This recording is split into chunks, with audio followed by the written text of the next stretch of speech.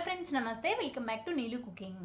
ಇವತ್ತಿನ ವಿಡಿಯೋದಲ್ಲಿ ನಾನು ನಿಮಗೆ ಪನ್ನೀರ್ನಲ್ಲಿ 4 ಥರದ ರೆಸಿಪೀಸ್ನ ತೋರಿಸ್ಕೊಡ್ತಾ ಇದ್ದೀನಿ. ತುಂಬಾ ಕ್ವಿಕ್ಕಾಗಿ ರುಚಿಯಾಗಿ ಮಾಡ್ಕೊಳ್ಬೋದು, ಈಸಿಯಾಗಿ ಮಾಡ್ಬೋದು. ಹಾಗೆಯೇ ಯಾರಾದರೂ ಗೆಸ್ಟ್ ಬಂದಾಗ ಈ ಥರ ರೆಸಿಪೀಸ್ನ ಟ್ರೈ ಮಾಡಿ ನೋಡಿ, ತುಂಬಾ ಇಷ್ಟಪಟ್ಟು ತಿಂತಾರೆ. ಹಾಗೆಯೇ ತುಂಬ ಈಸಿಯಾಗಿ ಮಾಡ್ಬೋದು. ನಾನಿಲ್ಲಿ ಇವತ್ತು ನಿಮಗೆ ಪನ್ನೀರ್ ಬಿರಿಯಾನಿ, ಅದೇ ರೀತಿ ಹೋಟೆಲ್ ಸ್ಟೈಲ್ನಲ್ಲಿ ಪನ್ನೀರ್ ಕರ್ರಿ ಮತ್ತು ಪನ್ನೀರ್ ಸಬ್ಜಿ, ಅದೇ ರೀತಿ ಮಕ್ಕಳು ತುಂಬಾ ಇಷ್ಟಪಟ್ಟು ತಿನ್ನುವಂಥ ಪನ್ನೀರ್ ರೋಲ್. ಫಸ್ಟಾಗಿ ನಾವಿಲ್ಲಿ ಪನ್ನೀರ್ ರೋಲ್ ರೆಸಿಪಿ ನೋಡ್ಕೊಳ್ಳೋಣ. ನಾನಿಲ್ಲಿ ಪನ್ನೀರ್ ತಗೊಳ್ತಾ ಇದ್ದೀನಿ. 200 ಗ್ರಾಮ್ ಆಗುವಷ್ಟು ಪನ್ನೀರ್ ತಗೊಂಡಿದ್ದೀನಿ. ಅದನ್ನ ಈ ರೀತಿ ಸಣ್ಣದಾಗಿ ಪೀಸಾಗಿ ಕಟ್ ಮಾಡಿ ಎತ್ತಿಟ್ಕೊಳ್ಬೇಕು. ನಂತರ ಈ ರೀತಿ ಒಂದು ಮಿಕ್ಸಿಂಗ್ ಬೌಲ್ನಲ್ಲಿ 1 ಟೀ ಸ್ಪೂನ್ ಆಗುವಷ್ಟು ಉಪ್ಪು, 1/4 ಟೀ ಸ್ಪೂನ್ ಆಗುವಷ್ಟು ಅರಿಶಿಣದ ಪುಡಿ, 1 ಟೀ ಸ್ಪೂನ್ ಆಗುವಷ್ಟು ಧನಿಯಾ ಪುಡಿ, ಅದೇ ರೀತಿ 1 ಟೀ ಸ್ಪೂನ್ ಆಗುವಷ್ಟು ಗರಂ ಮಸಾಲ, ಹಾಗೆ ನಿಮ್ಮ ಖಾರಕ್ಕೆ ಎಷ್ಟು ಬೇಕೋ ಅಷ್ಟು ಖಾರದ ಪುಡಿ, ಹಾಗೆಯೇ 1 ಟೀ ಸ್ಪೂನ್ ಆಗುವಷ್ಟು ಚಿಕನ್ ಮಸಾಲಾನ ಹಾಕ್ಕೊಳ್ತಾ ಇದ್ದೀನಿ. ಸೊ ಇಷ್ಟು ಹಾಕ್ಕೊಂಡು ಮತ್ತೆ ಇದರಲ್ಲೇ ಒಂದು 4-5 ಟೇಬಲ್ ಸ್ಪೂನ್ ಆಗುವಷ್ಟು ಫ್ರೆಶ್ ಆಗಿರೋ ಮೊಸರನ್ನ ಹಾಕ್ಕೊಂಡ್ಬಿಟ್ಟು ಮತ್ತೆ ಇದರಲ್ಲಿ 1-2 ಟೀ ಸ್ಪೂನ್ ಆಗುವಷ್ಟು ತುಪ್ಪ ಕೂಡ ಸೇರಿಸ್ಕೊಂಡು ಮತ್ತೆ ಇದರಲ್ಲೇ 1-2 ಟೇಬಲ್ ಸ್ಪೂನ್ ಆಗುವಷ್ಟು ಟೊಮೊಟೊ ಸಾಸ್ನ ಹಾಕ್ಕೊಳ್ಳಿ. ಸೊ ಇಷ್ಟೇ ನಾವು ಇದಕ್ಕೆ ಹಾಕ್ಕೊಳ್ಳೋದು, ಇನ್ನು ಬೇರೆ ಏನೂ ಹಾಕ್ಕೊಳ್ಳೋದಿಲ್ಲ. ಆದ್ರೂ ಸಹ ತುಂಬ ರುಚಿಯಾಗಿ ಈ ರೋಲ್ ಅನ್ನೋದು ನಮಗೆ ರೆಡಿ ಆಗುತ್ತೆ. ಇಷ್ಟನ್ನ ಹಾಕ್ಕೊಂಡು ಚೆನ್ನಾಗಿ ಮಿಕ್ಸ್ ಮಾಡ್ಕೊಳ್ಬೇಕು. ಈ ರೀತಿ ಒಂದು ತಿಕ್ ಪೇಸ್ಟಾಗಿ ನಮಗಿದು ರೆಡಿ ಆಗುತ್ತೆ. ಹೀಗಿದ್ರಲ್ಲಿ ನಾವು ಫಸ್ಟೇ ಕಟ್ ಮಾಡಿ ತಿಟ್ಕೊಂಡಿರೋ ಈ ಪನ್ನೀರ್ ಪೀಸಸ್ನ ಹಾಕ್ಕೊಳ್ಬೇಕು. ಇದ್ರ ಜೊತೆಗೆ ನೀವು ಬೇಕು ಅಂತಂದರೆ ಸ್ವಲ್ಪ ಮಶ್ರೂಮ್ ಕೂಡ ಸಣ್ಣದಾಗಿ ಕಟ್ ಮಾಡಿ ಆದರೂ ಹಾಕ್ಕೊಳ್ಬೋದು, ಇನ್ನೂ ಚೆನ್ನಾಗಿರುತ್ತೆ. ಹಾಗೆ ಕ್ಯಾರೆಟು ಮತ್ತು ಬೀನ್ಸು, ಬಟಾಣಿ ಇಂಥದ್ದೆಲ್ಲನೂ ಸಹ ಸಣ್ಣದಾಗಿ ಕಟ್ ಮಾಡ್ಕೊಂಡು ಹಾಕ್ಕೊಳ್ಳಿ, ಇನ್ನೂ ಚೆನ್ನಾಗಿರುತ್ತೆ. ಹಾಗೆಯೇ ಒಂದು ಈರುಳ್ಳಿನ ಉದ್ದುದಕ್ಕೆ ಕಟ್ ಮಾಡಿ ಹಾಕಿ, ಅದೇ ರೀತಿ ಕ್ಯಾಪ್ಸಿಕಮ್ ಮತ್ತು ಟೊಮೊಟೊ ಒಂದೇ ಒಂದು ಹಾಕ್ಕೋಬೇಕು. ಕ್ಯಾಪ್ಸಿಕಮ್ ನಾನಿಲ್ಲಿ 1 ಕ್ಯಾಪ್ಸಿಕಮ್ನ ಯೂಸ್ ಮಾಡ್ಕೊಂಡಿದ್ದೀನಿ. ಸೊ ಇಷ್ಟನ್ನ ಹಾಕ್ಕೊಂಡು ಚೆನ್ನಾಗಿ ಮಿಕ್ಸ್ ಮಾಡ್ಕೊಳ್ಳಿ. ಆ ತರಕಾರಿಗೆ ಆ ಮಸಾಲೆ ಚೆನ್ನಾಗಿ ಹಿಡಿಯೋ ರೀತಿ ಚೆನ್ನಾಗಿ ಮಿಕ್ಸ್ ಮಾಡಿಬಿಟ್ಟು ಒಂದು ಪ್ಲೇಟ್ನ ಮುಚ್ಚಿ ನಾವು ಇದನ್ನ ಸೈಡ್ಗೆ ಎತ್ತಿಟ್ಕೊಳ್ಬೇಕು. ಅಂದರೆ ಔಟರ್ ಲೇಯರ್ ನಾವು ಚಪಾತಿ ಮಾಡ್ಕೊಳ್ತೀರಲ್ಲ ಪರಾಟ, ಸೊ ಅದಕ್ಕೆ ನಾವು ಹಿಟ್ಟನ್ನ ಕಳಿಸೋಷ್ಟು ಟೈಮ್ಗೆ ಇದನ್ನ ನಾವು ನೆನೆಸಿ ಇಟ್ಕೊಳ್ಳೋಣ. ಸ್ವಲ್ಪ ಹೊತ್ತು ನೆಂದರೆ ನಮಗೆ ಚೆನ್ನಾಗಿ ಅದಕ್ಕೆ ಮಸಾಲೆ ಎಲ್ಲ ನೀಟಾಗಿ ಹಿಡಿಯುತ್ತೆ ಪನ್ನೀರ್ಗೆ. ಈಗ ಹಿಟ್ಟು ಕಳಿಸ್ಕೊಳ್ಳೋದಕ್ಕೆ ಒಂದು ಅಗಲವಾಗಿರೋ ಒಂದು ಪಾತ್ರೆನಲ್ಲಿ 1.5 ಕಪ್ ಆಗುವಷ್ಟು ಮೈದಾ ಹಿಟ್ಟನ್ನ ಸೇರಿಸ್ಕೊಳ್ಳಿ. ನಾನು ತಗೊಂಡಿರೋ ಕ್ವಾಂಟಿಟಿಗೆ ಒಂದು 6 ಪರಾಟ ಆಗುತ್ತೆ. ಸೊ ಇದಕ್ಕೇ ಅರ್ಧ ಟೀ ಸ್ಪೂನ್ ಆಗುವಷ್ಟು ಸಕ್ಕರೆ, ಅರ್ಧ ಟೀ ಸ್ಪೂನ್ ಆಗುವಷ್ಟು ಉಪ್ಪನ್ನ ಸೇರಿಸ್ಕೊಂಡು 1 ಟೇಬಲ್ ಸ್ಪೂನ್ ಆಗುವಷ್ಟು ಎಣ್ಣೆ ಕೂಡ ಹಾಕ್ಕೊಂಡು ಮೊದಲು ಇದನ್ನ ಚೆನ್ನಾಗಿ ಮಿಕ್ಸ್ ಮಾಡ್ಕೊಳ್ಳಿ. ನೀವು ಬೇಕು ಅಂತಂದರೆ ನಾರ್ಮಲ್ ಪರಾಟ ಸಿಗುತ್ತಲ್ವ, ರೆಡಿಮೇಡ್ ಪರಾಟ, ಅದರಲ್ಲಿ ಕೂಡ ನೀವು ಡೈರೆಕ್ಟಾಗಿ ಮಾಡ್ಕೊಳ್ಬೋದು. ಇಲ್ಲ ಅಂತಂದರೆ ಈ ರೀತಿ ನೀವು ಮೈದಾ ಹಿಟ್ಟನ್ನ ಕಲಸಿ ಆದರೂ ಮಾಡ್ಕೊಳ್ಬೋದು. ಇದ್ರ ಜೊತೆಗೆ ನೀವು ಗೋಧಿ ಹಿಟ್ಟನ್ನ ಹಾಕಿ ಮಾಡ್ಬೋದು, ಇಲ್ಲಾಂದರೆ ಬರೀ ಗೋಧಿ ಹಿಟ್ಟಿನಲ್ಲಿ ನೀವು ಆದರೂ ಮಾಡ್ಕೊಳ್ಬೋದು, ಚೆನ್ನಾಗಿ ಬರುತ್ತೆ. ಈ 1.5 ಕಪ್ನಷ್ಟು ಹಿಟ್ಟು ಕಳಿಸ್ಕೊಳ್ಳೋದಕ್ಕೆ ನಮಗೆ ಇಲ್ಲಿ ಒಂದು ಅರ್ಧ ಕಪ್ ಆಗುವಷ್ಟು ನೀರು ಅನ್ನೋದು ಯೂಸ್ ಆಗುತ್ತೆ. ನೋಡಿಕೊಂಡು ಸ್ವಲ್ಪ ಸ್ವಲ್ಪ ಹಾಕ್ಕೊಂಡು ಈ ರೀತಿ ಸ್ವಲ್ಪ ಸಾಫ್ಟಾಗಿ ಹಿಟ್ಟನ್ನ ಕಲಿಸ್ಕೊಳ್ಬೇಕು. ನಂತರ ಅದ್ರ ಮೇಲೆ 1 ಟೇಬಲ್ ಸ್ಪೂನ್ ಆಗುವಷ್ಟು ಎಣ್ಣೆ ಹಾಕ್ಕೊಂಡು ನೀಟಾಗಿ ಸವರಿ ಒಂದು ಪ್ಲೇಟ್ನ ಮುಚ್ಚಿಬಿಟ್ಟು ನಾವು ಇದನ್ನ ಪಕ್ಕೆತ್ತಿಟ್ಕೊಳ್ಳೋಣ. ಇದನ್ನು ಒಂದು 5-10 ನಿಮಿಷ ಪಕ್ಕೆತ್ತಿಟ್ಕೊಳ್ಳಿ. ಇಷ್ಟರಲ್ಲಿ ನಾವು ಟೈಮ್ ವೇಸ್ಟ್ ಮಾಡ್ತೀರಾ, ನಾವು ಸ್ಟಫಿಂಗ್ನ ಫ್ರೈ ಮಾಡ್ಕೊಳ್ಬೋದು. ಸೊ ಫಸ್ಟ್ ಸ್ಟಫಿಂಗ್ ರೆಡಿ ಮಾಡಿಕೊಂಡು ಅದನ್ನ ಪಕ್ಕೆತ್ತಿಟ್ಕೊಂಡು ನಂತರ ಹಿಟ್ಟು ಕಲಿಸಿ ಇದನ್ನು ಒಂದು ಪಕ್ಕೆತ್ತಿಟ್ಕೊಂಡು ಈಗ ನಾವು ಸ್ಟಫಿಂಗ್ನ ಫ್ರೈ ಮಾಡ್ಕೊಳ್ತಾ ಇದ್ದೀವಿ. ಸೊ ಈ ರೀತಿ ಒಂದು ಪ್ಯಾನ್ನಲ್ಲಿ 1 ಟೇಬಲ್ ಸ್ಪೂನ್ ಆಗುವಷ್ಟು ಬಟರ್ಗೆ 1 ಟೇಬಲ್ ಸ್ಪೂನ್ ಆಗುವಷ್ಟು ಎಣ್ಣೆ ಹಾಕ್ಕೊಂಡು ಇದರಲ್ಲೇ ಫಸ್ಟ್ ನಾವು ಮಿಕ್ಸ್ ಮಾಡಿ ತಿಟ್ಕೊಂಡಿರೋ ಈ ಪನ್ನೀರ್ ಎಲ್ಲನೂ ಹಾಕ್ಕೊಂಡ್ಬಿಟ್ಟು ನಾವು ಇದನ್ನ ಒಂದು 4-5 ನಿಮಿಷ ಫ್ರೈ ಮಾಡ್ಕೊಳ್ಬೇಕು ದೊಡ್ಡ ಊರಿನಲ್ಲಿ. ಉರಿ ಕಮ್ಮಿ ಮಾಡೋದಕ್ಕೆ ಹೋಗಬೇಡಿ, ದೊಡ್ಡ ಊರಿಯಲ್ಲೇ ಒಂದು 4-5 ನಿಮಿಷ ಫ್ರೈ ಮಾಡ್ಕೊಂಡ್ರೆ ಸಾಕು, ಫ್ರೈ ಆಗಿ ಹೋಗ್ಬಿಡತ್ತೆ. ಜಾಸ್ತಿ ಹೊತ್ತು ನಾವು ಇದನ್ನ ಫ್ರೈ ಮಾಡೋ ಅವಶ್ಯಕತೆ ಇರೋದಿಲ್ಲ. ಈ ರೀತಿ ಒಂದು 4-5 ನಿಮಿಷ ಫ್ರೈ ಮಾಡಿಕೊಂಡ್ರೆ ನಮಗೆ ಸ್ವಲ್ಪ ಎಣ್ಣೆ ಕೂಡ ಬಿಡ್ತಾ ಬರುತ್ತೆ. ಸೊ ಅಲ್ಲಿವರೆಗೂ ಇದನ್ನ ಫ್ರೈ ಮಾಡಿಕೊಂಡು ಗ್ಯಾಸ್ ಆಫ್ ಮಾಡ್ಕೊಂಡ್ಬಿಡಿ. ಅಷ್ಟೇ, ನಮಗೆ ಸ್ಟಫಿಂಗ್ ಅನ್ನೋದು ರೆಡಿಯಾಗಿದೆ. ತುಂಬ ಚೆನ್ನಾಗಿರುತ್ತೆ ಇದಂತೂ. ಇದ್ರ ಜೊತೆಗೆ ಇನ್ನು ನೀವು ಮಶ್ರೂಮ್ ಹಾಕ್ಕೊಂಡ್ರೆ ಇನ್ನೂ ಸೂಪರ್ ಆಗಿರುತ್ತೆ. ನೀವು ಇನ್ನೂ ಇದ್ರ ಜೊತೆಗೆ ಈ ಟೈಮ್ನಲ್ಲಿ ಸ್ವಲ್ಪ ಪನ್ನೀರ್ನ ತುರಿದಾದರೂ ಹಾಕ್ಕೊಳ್ಬೋದು, ಇನ್ನೂ ಟೇಸ್ಟಿಯಾಗಿ ಬರುತ್ತೆ. ಪನ್ನೀರ್ನ ಸಣ್ಣದಾಗಿ ಕಟ್ ಮಾಡ್ಕೊಳ್ಳಿ, ಆಗಲೇ ನಮಗೆ ಎಲ್ಲ ಕಡೆನೂ ಸಿಗ್ತಾ ಇರುತ್ತೆ. ಹಾಗೆ ನಮಗೆ ತಿನ್ನೋದಕ್ಕೆ ತುಂಬ ಚೆನ್ನಾಗಿರುತ್ತೆ. ಇದು ಫ್ರೈ ಮಾಡೋಷ್ಟರಲ್ಲಿ ಈಗ ನಮಗೆ ಹಿಟ್ಟು ಕೂಡ ಚೆನ್ನಾಗಿ ನೆಂದಿರುತ್ತೆ. ಸೊ ಈಗ ಈ ಹಿಟ್ಟಿನಲ್ಲಿ ಸ್ವಲ್ಪ ಹಿಟ್ಟನ್ನ ತಗೊಂಡು ರೌಂಡಾಗಿ ಮಾಡಿಕೊಂಡು ನಾವು ನಾರ್ಮಲಾಗಿ ಚಪಾತಿನ ಯಾವ ರೀತಿ ಲಟ್ಟಿಸ್ಕೊಳ್ತೀವಿ ಆ ರೀತಿ ನಾವು ಇದನ್ನ ಲಟ್ಟಿಸ್ಕೊಳ್ಬೇಕಾಗತ್ತೆ. ಸ್ವಲ್ಪ ಮೈದಾ ಹಿಟ್ಟನ್ನ ಉದುರಿಸ್ಕೊಂಡು ಚೆನ್ನಾಗಿ ನಾವು ಇದನ್ನ ಲಟ್ಟಿಸ್ಕೊಳ್ಬೇಕು. ಸ್ವಲ್ಪ ತೆಳ್ಳಗೆ ಇದನ್ನ ಲಟ್ಟಿಸ್ಕೊಂಡು ಅನಂತರ ಈ ರೀತಿ ವಿಧದಲ್ಲಿ ತೋರಿಸಿರೋ ಹಾಗೆ ನಾವು ಇದನ್ನ ರೋಲ್ ಮಾಡ್ಕೊಳ್ಬೇಕಾಗತ್ತೆ. ಈ ಥರ ಮಾಡಿಕೊಂಡು ಮತ್ತೆ ಸ್ವಲ್ಪ ಮೈದಾ ಹಿಟ್ಟನ್ನ ಅಥವಾ ಎಣ್ಣೆನ ಹಾಕ್ಕೊಂಡ್ಬಿಟ್ಟು ನಾವು ಇದನ್ನ ಲಟ್ಟಿಸ್ಕೊಳ್ಬೇಕು. ಈ ಥರ ಮಾಡಿಕೊಂಡ್ರೆ ನಮಗೆ ಒಂದು ಒಳ್ಳೆ ಲೇಯರ್ ಆಗಿ ನಮಗೆ ಈ ಪರಾಟ ಅನ್ನೋದು ಬರುತ್ತೆ. ಹಾಗೆ ತುಂಬ ಸಾಫ್ಟಾಗಿ ಕೂಡ ಇರುತ್ತೆ. ಈ ಥರ ಇದನ್ನ ಲಟ್ಟಿಸ್ಕೊಂಡು ನಾವು ಇದನ್ನ ಹೀಗೆ ನಾವು ರೋಸ್ಟ್ ಮಾಡಿಕೊಂಡ್ರೆ ನಮಗೆ ಪರಾಟ ಅನ್ನೋದು ರೆಡಿ ಆಗುತ್ತೆ. ಹೆಂಚು ಮೇಲೆ ಹಾಕ್ಕೊಂಡು ಆ ಕಡೆ ಈ ಕಡೆ ಚೆನ್ನಾಗಿ ಬೇಯಿಸ್ಕೊಳ್ತಾ ಸ್ವಲ್ಪ ಎಣ್ಣೆನ ಹಾಕ್ಕೊಂಡು ರೋಸ್ಟ್ ಮಾಡಿಕೊಂಡ್ರೆ ನಮಗೆ ಪರಾಟ ಅನ್ನೋದು ರೆಡಿ ಆಗುತ್ತೆ. ಅಥವಾ ನೀವು ನಾನು ಆಗಲೇ ಹೇಳ್ದಂಗೆ ರೆಡಿಮೇಡ್ ಪರಾಟ ಬರುತ್ತಲ್ವ, ಸೊ ಅದನ್ನಾದರೂ ನೀವು ಈ ರೀತಿ ಮಾಡ್ಕೊಳ್ಬೋದು. ಜಸ್ಟ್ ಬಿಸಿ ಮಾಡಿಕೊಂಡು ಸ್ವಲ್ಪ ಆ ಕಡೆ ಈ ಕಡೆ ಎಣ್ಣೆ ಹಾಕ್ಕೊಂಡು ಚೆನ್ನಾಗಿ ರೋಸ್ಟ್ ಮಾಡ್ಕೊಂಡ್ರೆ ಇದಕ್ಕೆ ನಮಗೆ ಈಸಿಯಾಗಿ ನಮಗೆ ಪರಾಟ ಅನ್ನೋದು ರೆಡಿ ಆಗುತ್ತೆ. ಸೊ ಈಗ ಈ ರೀತಿ ಮಾಡ್ಕೊಂಡಿರೋ ಈ ಪರಾಟಾಸಲ್ಲಿ ಈ ರೀತಿ ಒಂದೊಂದಾಗಿ ಪರೋಟನ ಒಂದು ಪ್ಲೇಟ್ ಮೇಲೆ ಇಟ್ಕೊಂಡು ಸೆಂಟರ್ಗೆ ಈ ರೀತಿ ಉದ್ದುದಕ್ಕೆ ಈ ಪನ್ನೀರ್ ಸ್ಟಫಿಂಗ್ನ ಇಟ್ಕೊಂಡು ಅದ್ರ ಮೇಲೆ ಸ್ವಲ್ಪ ಟೊಮೊಟೊ ಸಾಸ್ನ ಹಾಕ್ಕೊಂಡು ಅದ್ರ ಮೇಲೆ ಬೇಕಾದರೆ ಈರುಳ್ಳಿ ಮತ್ತು ಹಸಿ ಕ್ಯಾಪ್ಸಿಕಮ್ ಕೂಡ ಹಾಕ್ಕೊಳ್ಬೋದು. ಹಾಕ್ಕೊಂಡು ಮತ್ತೆ ಇದನ್ನ ನಾವು ಈ ರೀತಿ ರೋಲ್ ಮಾಡ್ಕೊಂಡ್ರೆ ನಮಗೆ ಪನ್ನೀರ್ ರೋಲ್ ಅನ್ನೋದು ರೆಡಿ ಆಗುತ್ತೆ. ತುಂಬಾ ಚೆನ್ನಾಗಿ ಬರುತ್ತೆ. ಒಮ್ಮೆ ಖಂಡಿತ ಟ್ರೈ ಮಾಡಿ ನೋಡಿ. ರೆಸ್ಟೋರೆಂಟ್ ರುಚಿಯಲ್ಲಿ ಮನೆಯಲ್ಲೇ ತುಂಬ ಸುಲಭವಾಗಿ ಈ ಪನ್ನೀರ್ ಕರಿನ ಹೇಗೆ ಮಾಡ್ಕೊಳ್ಳೋದು ಅಂತ ತೋರಿಸ್ಕೊಡ್ತಾ ಇದ್ದೀನಿ. ನಾನಿಲ್ಲಿ ಕೇವಲ ಒಂದು 200 ಗ್ರಾಮ್ ಆಗುವಷ್ಟು ಪನ್ನೀರ್ನ ಉಪಯೋಗಿಸ್ಕೊಂಡು ಇಷ್ಟು ಗ್ರೇವಿನ ಮಾಡ್ಕೊಂಡಿದ್ದೀನಿ. ಸೊ ಅದಕ್ಕೆ ಬೇಕಾಗಿರೋ ಫಸ್ಟ್ ನಾವು ಮಸಾಲೆ ರೆಡಿ ಮಾಡ್ಕೊಳ್ಬೇಕು. ಹಾಗಾಗಿ ಒಂದು ಕಡಾಯಿನಲ್ಲಿ ಒಂದು 2 ಸ್ಪೂನ್ ಆಗುವಷ್ಟು ಎಣ್ಣೆಗೆ 2 ಸ್ಪೂನ್ ಆಗುವಷ್ಟು ಧನಿಯಾ ಬೀಜ ಇಲ್ಲಾಂದರೆ ನೀವು ಡೈರೆಕ್ಟಾಗಿ ಮಿಕ್ಸಿ ಜಾರ್ಗೆ ಧನಿಯಾ ಪುಡಿನ ಸೇರಿಸ್ಕೊಳ್ಬೋದು. ನೆಕ್ಸ್ಟಾಗಿ ಒಂದು 15 ಪೀಸ್ ಆಗುವಷ್ಟು ಗೋಡಂಬಿ, ಅದೇ ರೀತಿ ಒಂದು ಅರ್ಧ ಟೀ ಸ್ಪೂನ್ ಆಗುವಷ್ಟು ಸೋಂಪು, ಒಂದು ಅರ್ಧ ಇಂಚ್ ಆಗುವಷ್ಟು ಚಕ್ಕೆ, 4-5 ಲವಂಗ, ಹಾಗೆ ಒಂದು 3-4 ಏಲಕ್ಕಿನ ಹಾಕ್ಕೊಳ್ಳಿ. ಅದೇ ರೀತಿ 1 ಟೀ ಸ್ಪೂನ್ ಆಗುವಷ್ಟು ಜೀರಿಗೆ, ಒಂದು 2 ಬ್ಯಾಡಗೆ ಮೆಣಸಿನ್ಕಾಯಿ, ಹಾಗೆಯೇ ಒಂದು 5-6 ಗುಂಟೂರು ಮೆಣಸಿನ್ಕಾಯಿನ ಹಾಕ್ಕೊಳ್ಳಿ. ಖಾರಕ್ಕಾಗಿ ನಿಮ್ಗೆ ಎಷ್ಟು ಬೇಕೋ ಅಷ್ಟು ನೀವು ಮೆಣಸಿನ್ಕಾಯಿನ ಹಾಕ್ಕೊಳ್ಬೇಕಾಗತ್ತೆ. ನಿಮ್ಮ ಹತ್ರ ಗುಂಟೂರು ಮೆಣಸಿನ್ಕಾಯಿ ಇಲ್ಲ ಅಂದರೆ ನೀವು ಡೈರೆಕ್ಟಾಗಿ ಮಿಕ್ಸಿ ಜಾರ್ಗೆ ನೀವು ಖಾರದ ಪುಡಿನೂ ಸಹ ಹಾಕ್ಕೊಳ್ಬೋದು, ಏನೂ ತೊಂದರೆ ಇಲ್ಲ.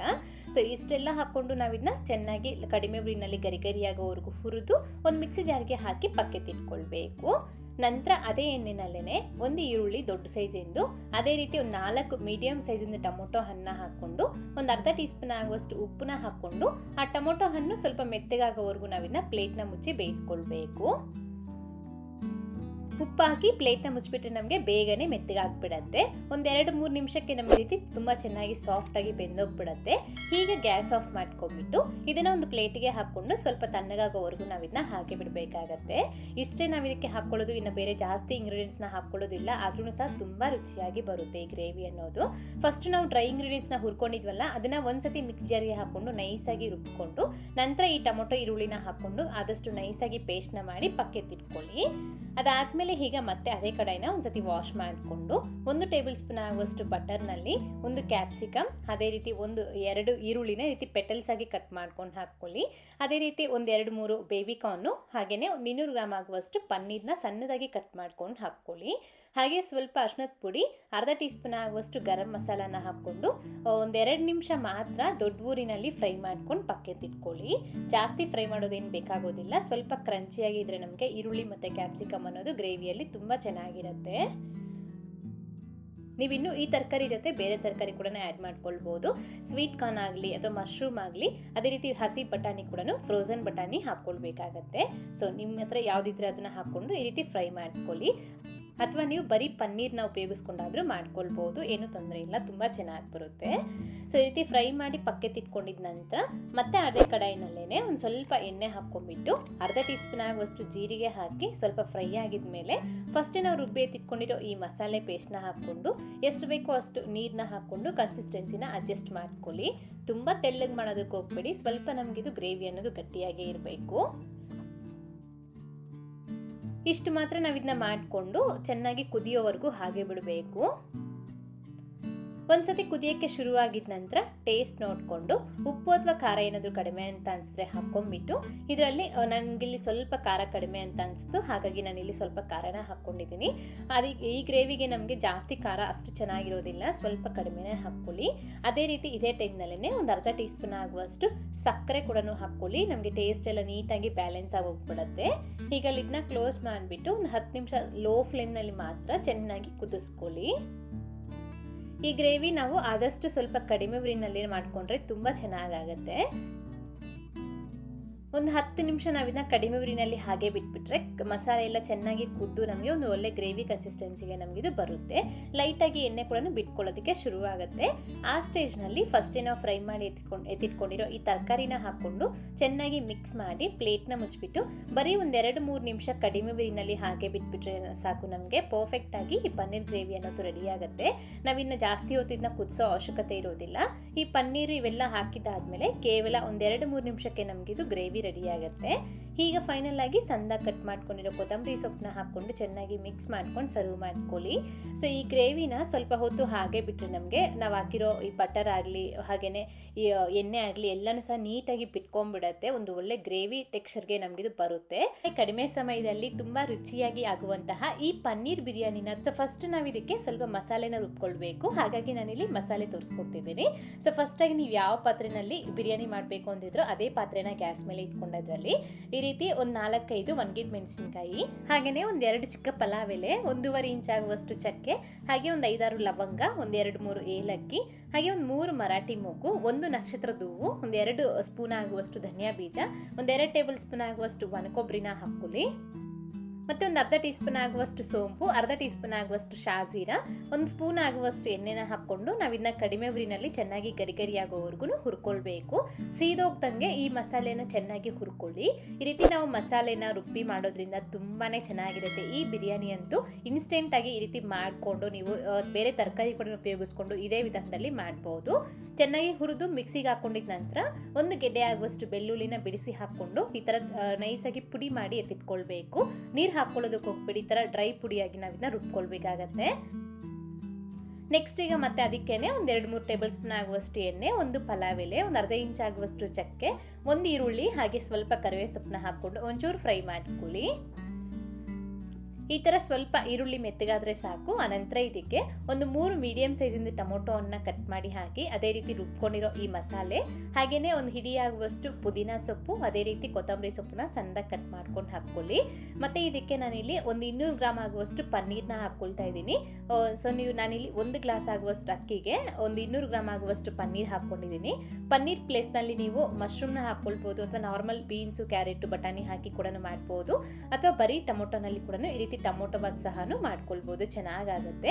ನಾನಿಲ್ಲಿ ಪನ್ನೀರ್ನ ಆ್ಯಡ್ ಮಾಡ್ಕೊಂಡಿದ್ದೀನಿ. ಸೊ ಪನ್ನೀರ್ ಬಿರಿಯಾನಿ ಆಗುತ್ತೆ. ಪನ್ನೀರ್ ಹಾಕ್ಕೊಂಡು ಉಪ್ಪು ಮತ್ತು ಅರಿಶಿಣದ ಪುಡಿನ ಹಾಕಿ ಚೆನ್ನಾಗಿ 1-2 ನಿಮಿಷ ಫ್ರೈ ಮಾಡ್ಕೊಳ್ಳಿ.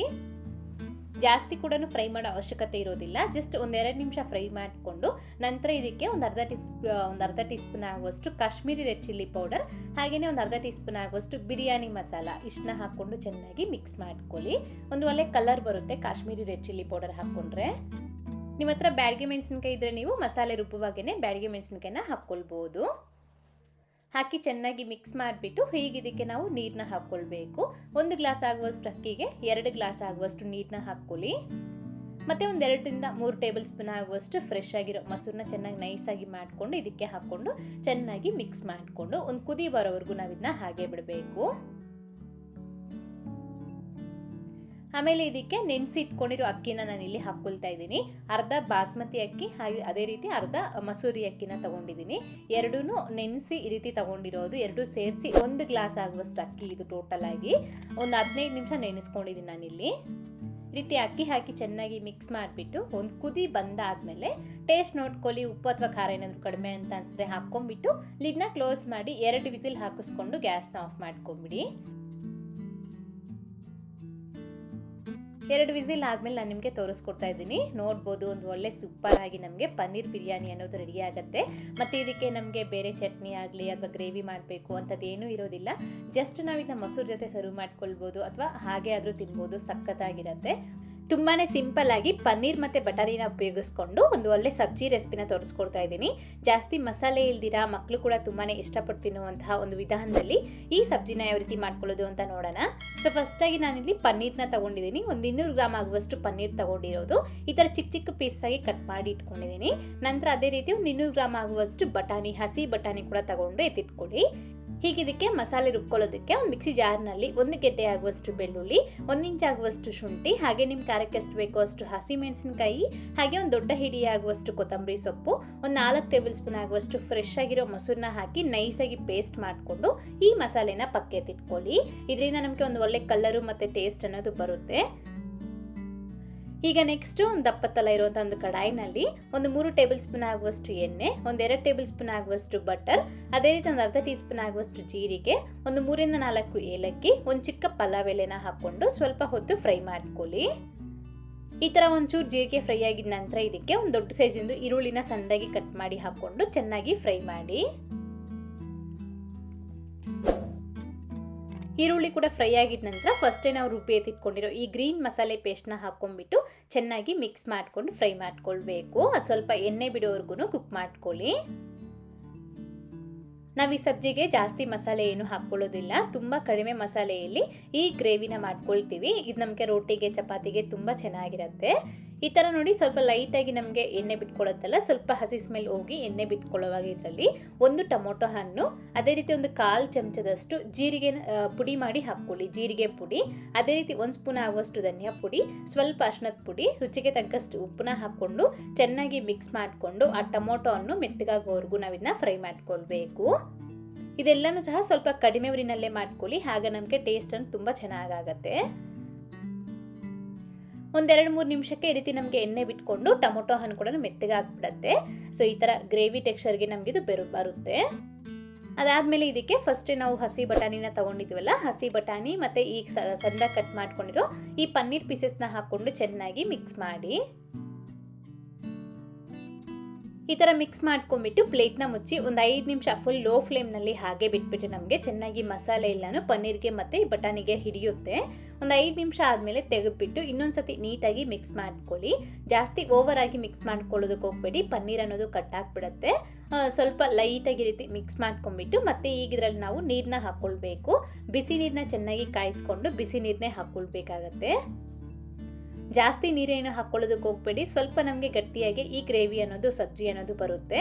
ಈ ಥರ ಸ್ವಲ್ಪ ಒಂದು 1/4 ಲೀಟರ್ ಆಗುವಷ್ಟು ಬಿಸಿ ನೀರನ್ನ ಹಾಕ್ಕೊಂಡು ಚೆನ್ನಾಗಿ ಮಿಕ್ಸ್ ಮಾಡಿಕೊಂಡು ನಾವಿದನ್ನ ಕುದಿಯೋವರೆಗೂ ಹಾಗೆ ಬಿಟ್ಟು ಆನಂತರ ಲಿಡ್ನ ಕ್ಲೋಸ್ ಮಾಡಿ ನಾವಿದನ್ನ ಒಂದು 10 ನಿಮಿಷಗಳ ಕಾಲ ಮೀಡಿಯಂ ಫ್ಲೇಮ್ನಲ್ಲಿ ಕುಕ್ ಮಾಡ್ಕೊಳ್ಬೇಕು.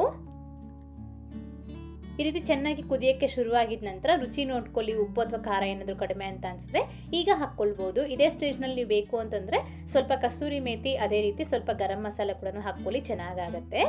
ಸೊ ಈ ರೀತಿ ಚೆನ್ನಾಗಿ ನಾವು ಇದನ್ನ ಒಂದು 10 ನಿಮಿಷ ಕುಕ್ ಮಾಡ್ಕೊಂಡಿದ್ದ ಆದಮೇಲೆ ನಾನು ನಿಮಗೆ ತೋರಿಸ್ತಾ ಇದ್ದೀನಿ. ಈ ಥರ ನಮಗೆ ಚೆನ್ನಾಗಿ ಎಣ್ಣೆ ಬಿಟ್ಕೊಂಡು ಒಂದು ಒಳ್ಳೆ ಕನ್ಸಿಸ್ಟೆನ್ಸಿಗೆ ನಮಗೆ ಗ್ರೇವಿ ಅನ್ನೋದು ರೆಡಿಯಾಗಿರುತ್ತೆ. ಫೈನಲ್ ಆಗಿ ನೀವು ಬೇಕು ಅಂತಂದರೆ ಸ್ವಲ್ಪ ಫ್ರೆಶ್ ಕ್ರೀಮ್ ಇದ್ದರೆ ಅದು ಕೂಡ ಹಾಕ್ಕೊಂಡು ಚೆನ್ನಾಗಿ ಮಿಕ್ಸ್ ಮಾಡಿಕೊಂಡು ಸರ್ವ್ ಮಾಡ್ಕೊಳ್ಳಿ. ಅಷ್ಟೇ, ನಮಗೆ ಪನ್ನೀರ್ ಮತ್ತು ಬಟಾಣಿ ಸಬ್ಜಿ ಅನ್ನೋದು ರೆಡಿಯಾಗಿ ಹೋಗಿದೆ. ನೋಡಿದ್ರಲ್ವಾ ಎಷ್ಟು ಈಸಿಯಾಗಿ ಈ ರೆಸಿಪೀಸ್ನ ಮಾಡ್ಕೊಳ್ಬೋದು ಅಂತ. ನೀವು ಸಹ ಟ್ರೈ ಮಾಡಿ, ತುಂಬಾ ಚೆನ್ನಾಗಿ ಬರುತ್ತೆ. ಮಾಡಿದಾದ್ಮೇಲೆ ಹೇಗೆ ಬಂತು ಅಂತ ಮರಿದೆ ಕಾಮೆಂಟ್ ಮಾಡಿ. ಹಾಗೆ ಇವತ್ತಿನ ವಿಡಿಯೋ ಇಷ್ಟದ್ರೆ ಲೈಕ್ ಮಾಡಿ, ನಿಮ್ಮ ಫ್ರೆಂಡ್ಸ್ಗೂ ಫ್ಯಾಮಿಲಿ ಮೆಂಬರ್ಸ್ಗೂ ಶೇರ್ ಮಾಡಿ. Thank you. Keep watching Neelu cooking.